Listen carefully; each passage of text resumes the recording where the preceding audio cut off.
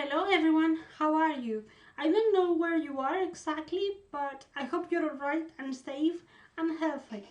My name is Clara, if you don't know me, and I'm the owner of the Ink Path, this place where you are right now.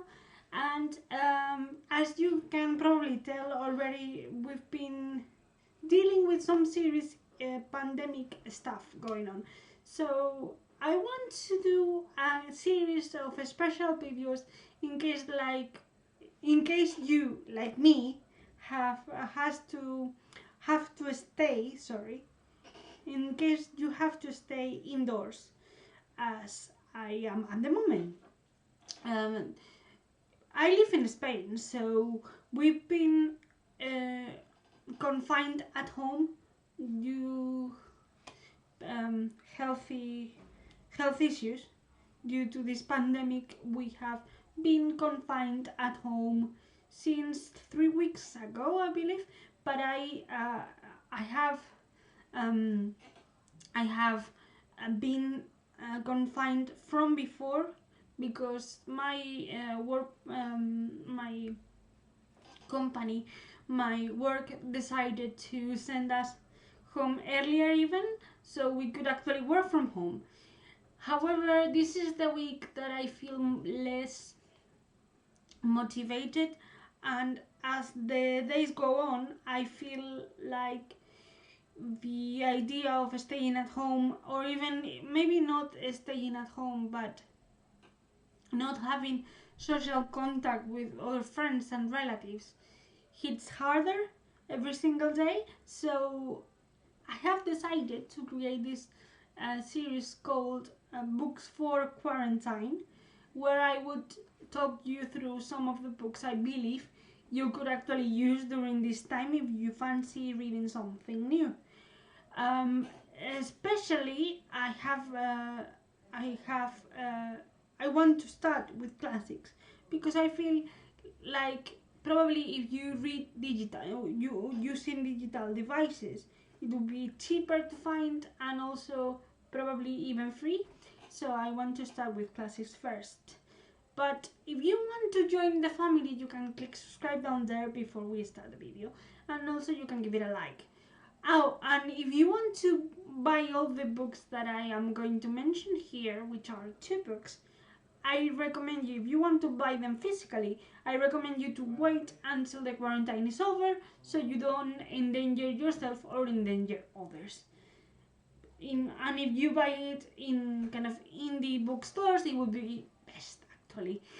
But before starting that, I want to say that I leave all the social media down below where you can actually find me, and we can continue chatting. Let's start the video.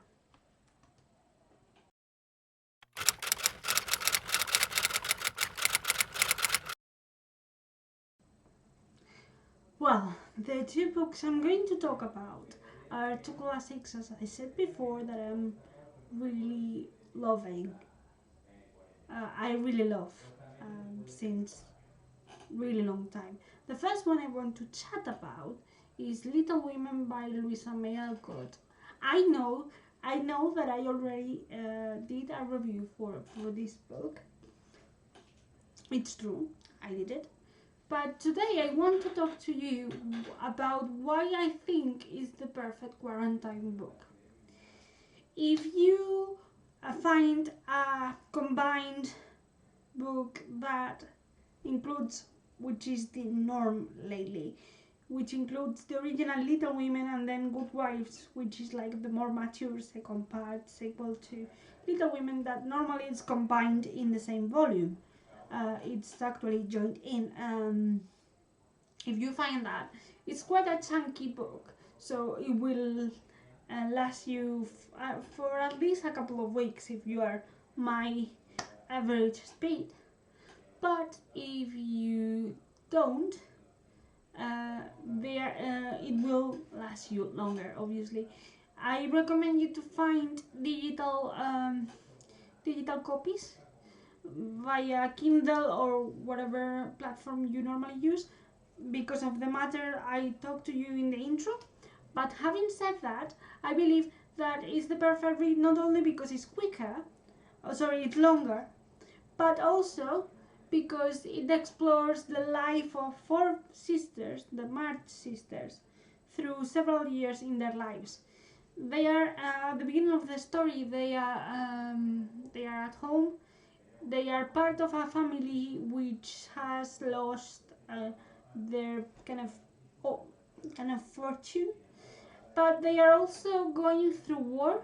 So because they are going through war, they have to develop like more kind of habits to stay at home or to spend the less money they can.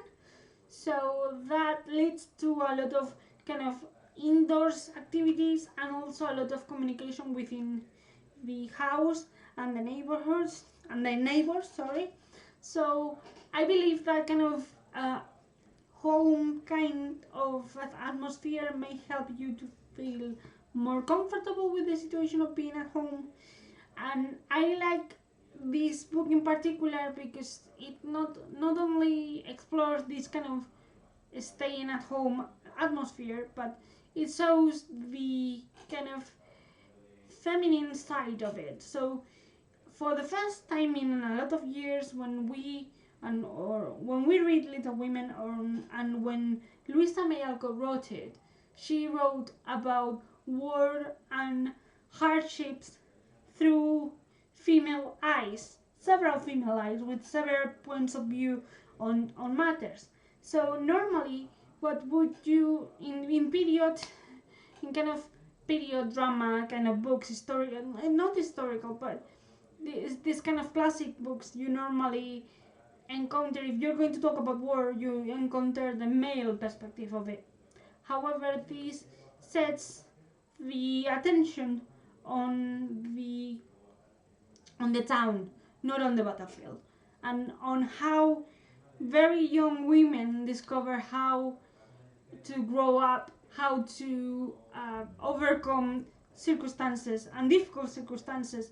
First, economically, as I said before, but they have to overcome several issues throughout the novel. I love, for example, how these perspectives, because there are four sisters and they have very set mind, each of them. They have a very determinate point of view, each one of them. But I love how even they may clash sometimes, they may argue sometimes, they are still sisters, which is a very important matter to discuss when you are confined living with your family, as I'm doing at the moment, for example. It's a weird situation in which you are actually living or staying a lot of time, in our case the complete lot of the time, the whole day, with a set of people that you love, but being in the same sphere over and over again, it may result on kind of little arguments that maybe are not as important as you may think they are, but because you are suffering this kind of I cannot get out of the house, the tension grows. So when they feel like this, they discuss things up, which is great.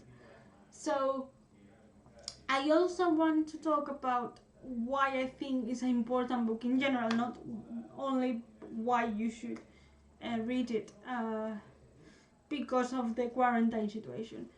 In this book, Louisa May Alcott, as I said in the review, she explores the feminine side of the period that she was living, and she decided to recreate her own family in this March family.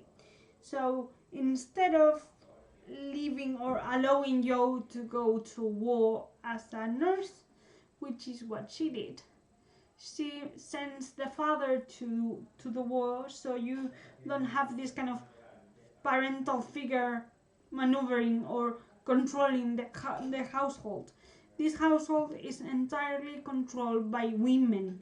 Women are in the center of the stage, and because of this, you are able to see how women criticize, how they are perceived. They criticize how society perceives them, and how they rebel against that in the case of Joe, for example, but also how their own mindset changes when they grow up, because there are certain aspects in continuing with Joe. There are certain statements that young Joe, the most teenager Joe, explores at the beginning of the novel, and she states certain things regarding certain aspects of life. And when she grows up, when she matures, when she goes out into the world and comes back home being grown, being more matured, she discovers that maybe when she thought what she thought about certain matters, I'm not going to reveal which ones, she was right, she understands, and she still respects her own opinions in the past, but she believes she knows best now. She believes that she understands the matter a little bit more, and she longs for something else entirely.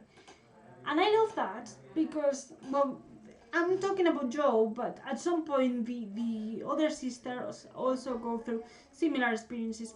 I love that because in this case, when the girls grow up, when they mature, when they change their point of view on something, they don't deny what they thought before.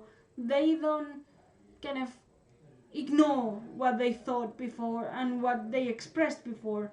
They validate it, but also say, okay, I thought this about X matter, this matter in particular, I don't know, parties or weddings or whatever.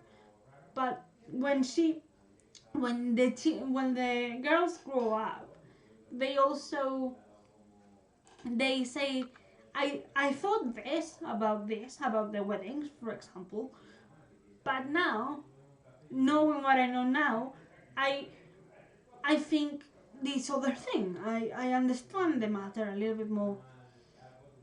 They don't hate themselves for being not wrong, but for thinking different in the other chapter that they were expressing an opinion. And I love that. I also love how Louisa May Alcott explored different kind of writing techniques, such as letters, for example. I love how you can actually see the progression of the characters through that kind of change in the format. And I don't know, I think it's a really nice work to explore if you have time and you are at home. I mean, in my case, I believe it helped me a lot. It's my favorite book, and I've read it more than 10 times at least, but I believe I read more than that. So every single time I read it, I discovered things that I didn't read in the other times. I remember reading it as a child, and then reading it several times as a teenager, and then reading the book when I was, I don't know, in my early 20s, and then I read it this year, which I'm in my late 20s. So I know what I believed when I was reading it when I was younger, but now I discover certain facets of the book that I wasn't aware before. And I believe it's the kind of book that you discover something new every time you actually read it. And also, if you don't want to read a book that is so grounded, so kind of similar to the contemporary books, taking into account that this was written in the 19th century, I want to recommend you Peter Pan by James Barrie. Peter Pan was originally created as a play, but then it was novelized by the author and then reimagined several times in several formats in several books or films or other plays or whatever. The story of Peter Pan came to me very late. I had the Disney version of the tale. I had the book that it was actually produced by Disney to mimic or to retell the story that it was told in the movie. But the things that were told in the film is not exactly what actually happens in the novel.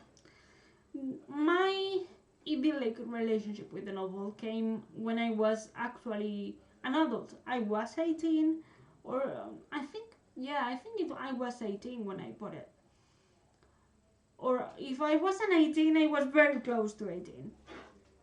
And when I read it for the first time, I discovered it was way darker than Disney made us believe. I think that this book is good because of several reasons. First of all, it uses imagination to the fullest. So if you need an escapism, Neverland is the best place to be. Neverland is the refuge I used when I was stressed out by uni, in the same way I use Wonderland when I need it. I love that kind of otherworld feelings of the proper book.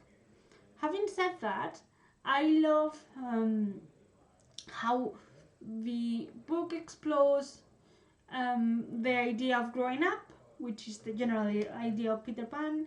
If you can stay being a child forever, and if you can't, what do you sacrifice when you grow up?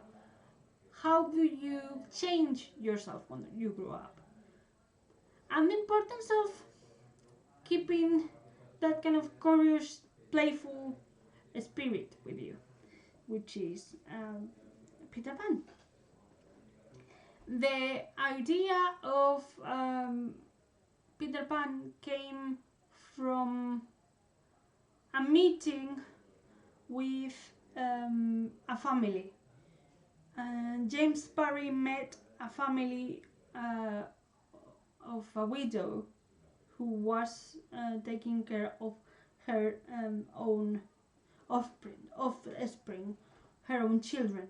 And meeting these children, they kind of inspired Barry to create the world of Peter Pan. I love several aspects of this book.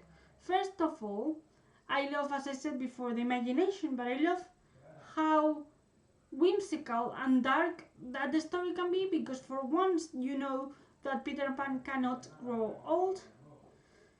And also he goes to this kind of wonderful world where there are other children like him, and also he has to encounter kind of mythical creatures like fairies or mermaids. It's great.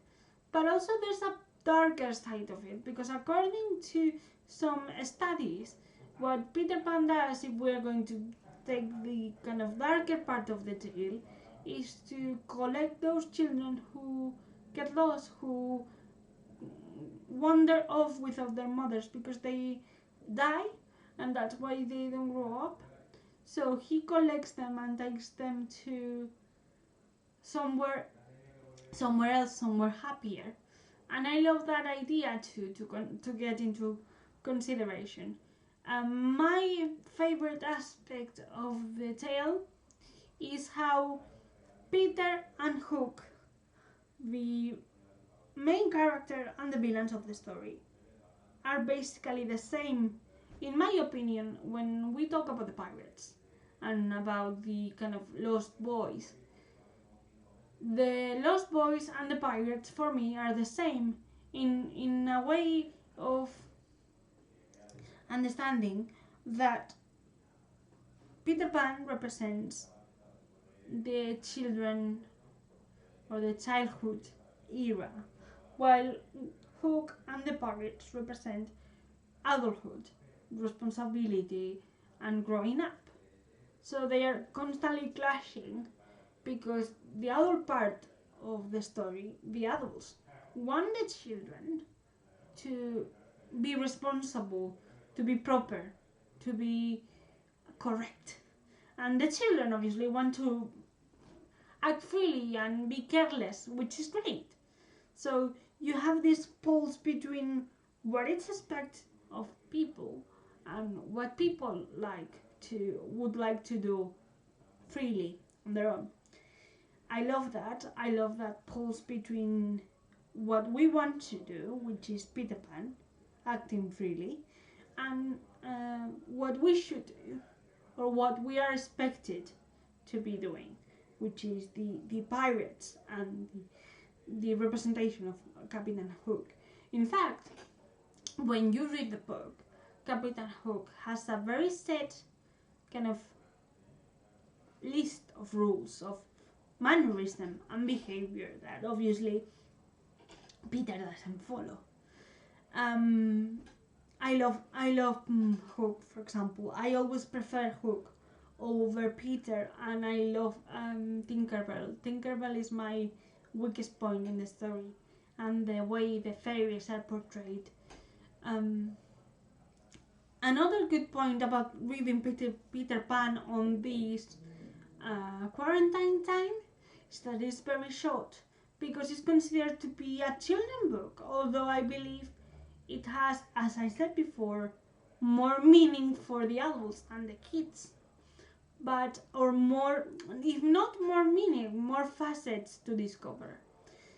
The fact that it's smaller, probably it allows you to get into the book easily, or easily, or easier than Little Women, which is quite chunky if you take the physical format. But I also decided to, and that's the final point of this special video, I also recommend you two classics, because I believe that not only it would be probably cheaper to buy if you buy them digitally, but if you cannot buy things digitally because you don't have a Kindle, for example, it would be, I think, easier to find a adaptation, a dramatization of the books that I'm talking about, probably on loan in your library, or probably somewhere in the radio stations that you may actually listen to, in the programs where they actually kind of act books out.